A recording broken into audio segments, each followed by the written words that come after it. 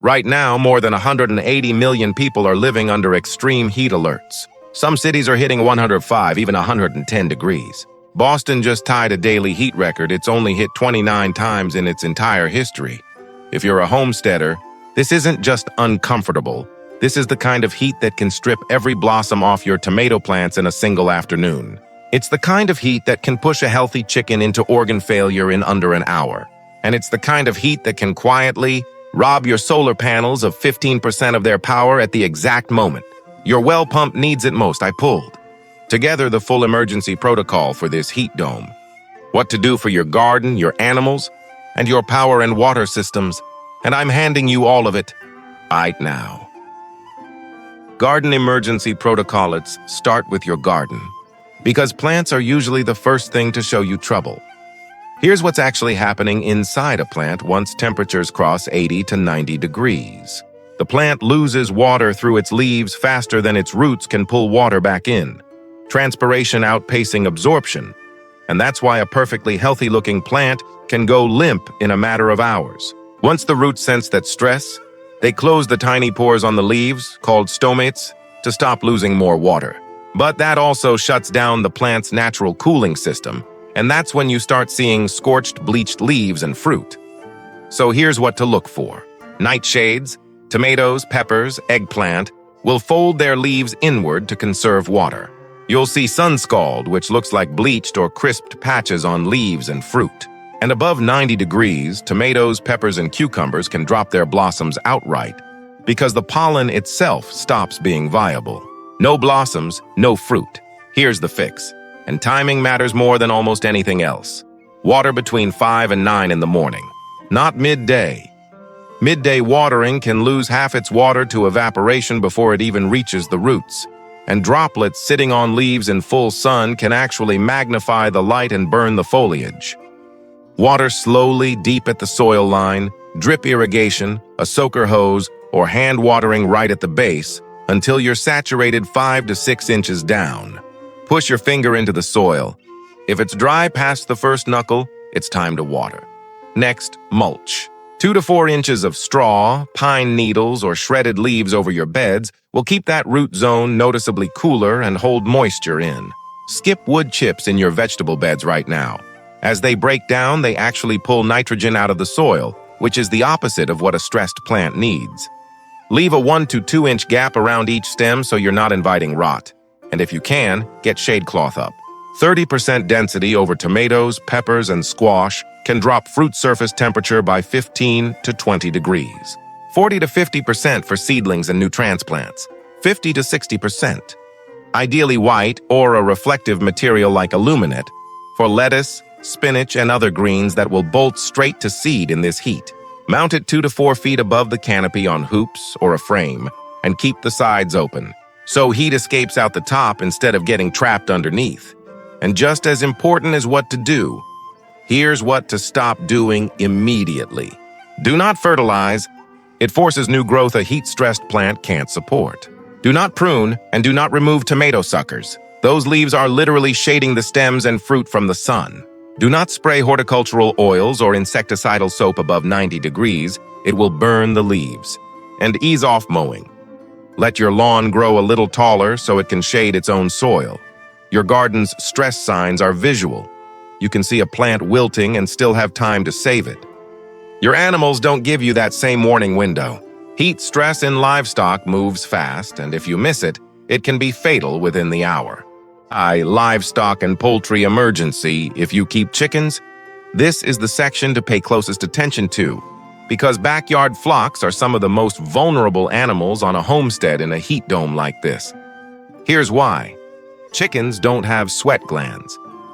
Their only real cooling tools are panting, blood flow to their comb and wattles, and holding their wings away from their bodies. At 85 degrees, they start cutting back on food and start panting. Past 95, that cooling system is seriously strained. And once the air temperature reaches their own body temperature, 105 to 106 degrees, they physically cannot shed heat anymore. That's when organ failure becomes a real risk fast. Here's something most people don't know. All that panting doesn't just cost your birds water. It changes their blood chemistry. It's called respiratory alkalosis.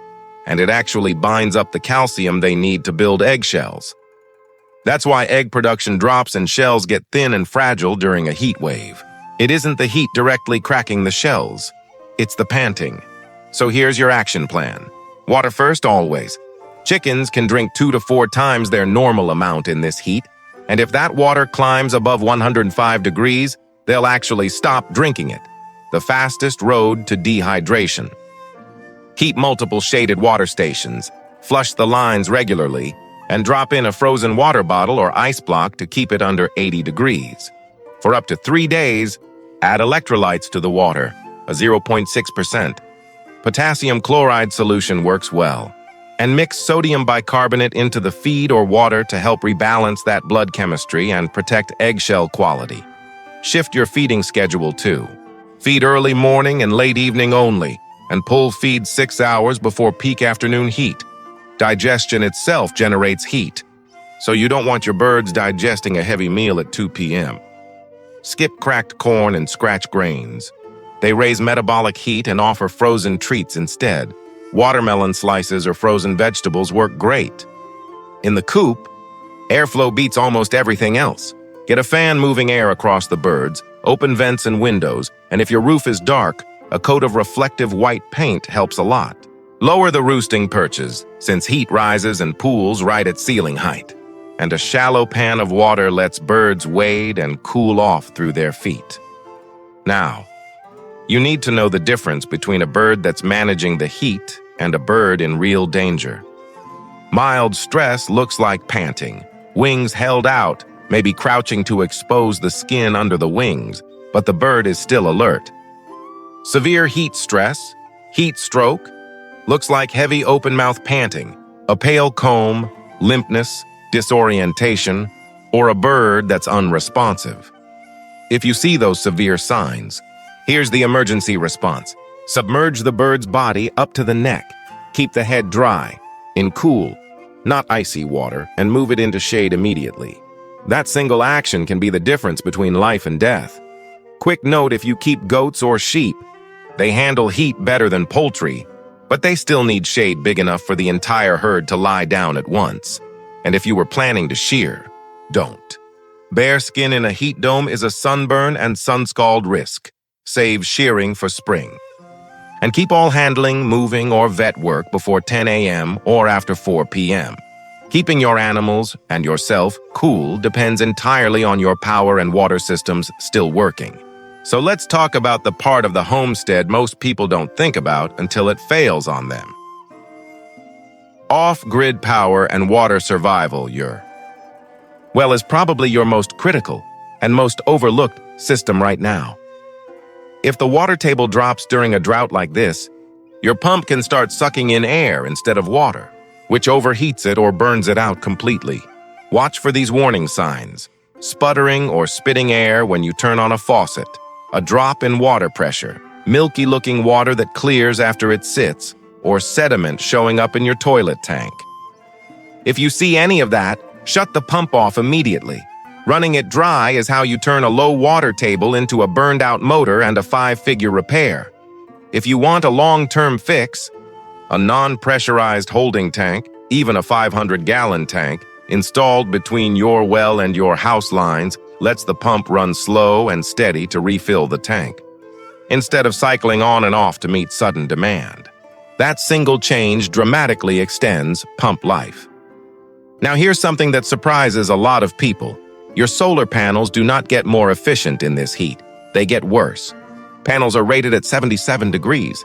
On a clear 95-degree day, the actual cell temperature on the panel can climb to nearly 150 degrees. A standard 400-watt panel running that hot can lose around 14% of its output, roughly 56 watts, at the exact moment you need every watt for your well pump and your fridge. The fix is airflow. Make sure your panels have at least 4 to 6 inches of clearance underneath, so air can move and cool them from below and clear out any leaves or debris trapped there. If you need to clean them, only do it at dawn or dusk. Spraying cold water on hot glass at midday can actually crack the panel from thermal shock. Your battery bank needs the same attention. If you're running lithium iron phosphate batteries, the standard for most off-grid systems, they handle heat reasonably well, but charging or discharging them above 110 degrees internally starts degrading capacity fast. Lead-acid batteries are far more sensitive. Above 86 degrees, you can cut their lifespan in half. Keep your battery bank and inverter in a shaded, ventilated space, out of direct sun, with the cooling fans clear of dust, and use this heat strategically. Run your water pump, your laundry, anything power-hungry, between 10 a.m. and 3 p.m. when solar production is highest, so you're pulling straight from the panels instead of draining your battery overnight. You can even use your house itself as a thermal battery. Pre-cool it hard during peak solar hours, then let the thermostat drift up a few degrees after sunset to ease the load. And if the power does go out, your chest freezer can hold safe temperatures for about 48 hours, as long as you keep that door shut. If you're running a backup generator, don't push it past 70% of its rated capacity once temperatures cross 90 degrees. Hot air is thinner air, and it makes your engine work harder for less power. Switch to a heavier synthetic oil like a 5W30 or 15W40, which can lower your operating temperature by 10 to 15 degrees.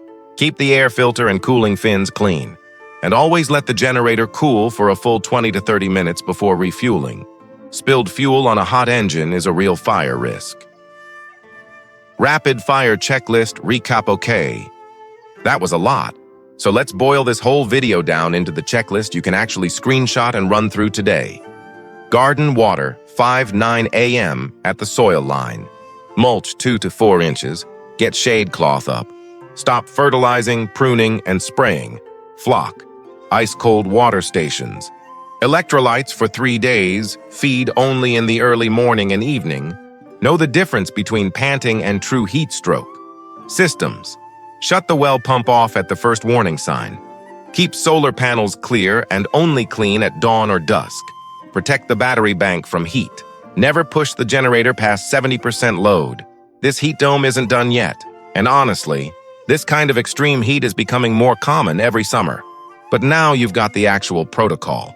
What to watch for, and exactly what to do about it for your garden, your flock, and the systems holding your whole homestead together. If this helped you, hit subscribe.